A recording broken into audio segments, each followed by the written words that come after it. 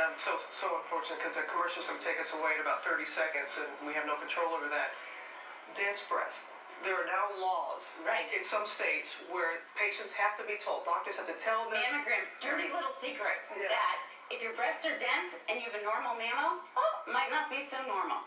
Dense breasts hide cancer. Ultrasounds. We're going to talk more about that, much more coming up. Stay with us.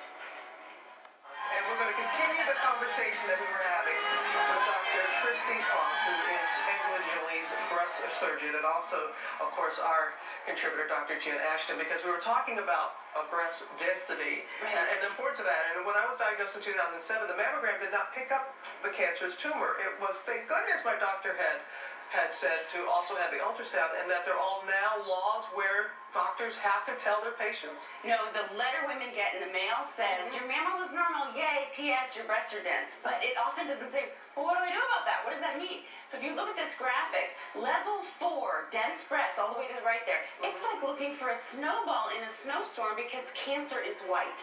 So we've got two issues with density. One, it camouflages cancer because breast is white, fat is black.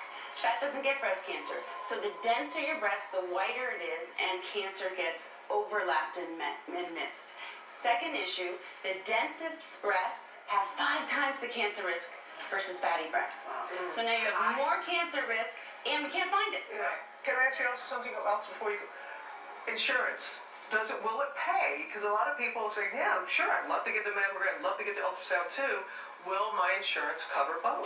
Variable in different states, but you need to consider ultrasound, MRI, contrast mammo, and 3D mammo. We've got 4 tools in our chest that can see through that fog of white. Right, because the mammogram caught one of my tumors, but not the second one. MRI very But doctors, how do we know which one is right for us? If they say, yes, they're dense, we're going to go ahead and go that extra step. Which step? I think so many doctors, and I'm one of them, if I know my patient has dense breasts, I will automatically write for a mammogram and a breast ultrasound. But again, we have to get that covered by insurance because it's not always is. Yeah, so 50% of women have dense breasts. I think they all need ultrasounds. If you can layer on top of that risk, like family history, a history of a biopsy that looked weird, then you need to up the ante with even more. MRI, Next chapter, Jen, in breast cancer awareness. Oftentimes, it's the generation that are living with that woman with breast cancer. A lot of them have daughters. Those daughters are wondering, is this my destiny? My daughters have already asked me. That's right, and there's so much they can do, and they need to be told as teenagers. Avoid alcohol, exercise. If they do that as a teen and as a young woman, it lowers their risk later in life. They don't have to be afraid, and it doesn't have to be their destiny. No, Jen, thank you.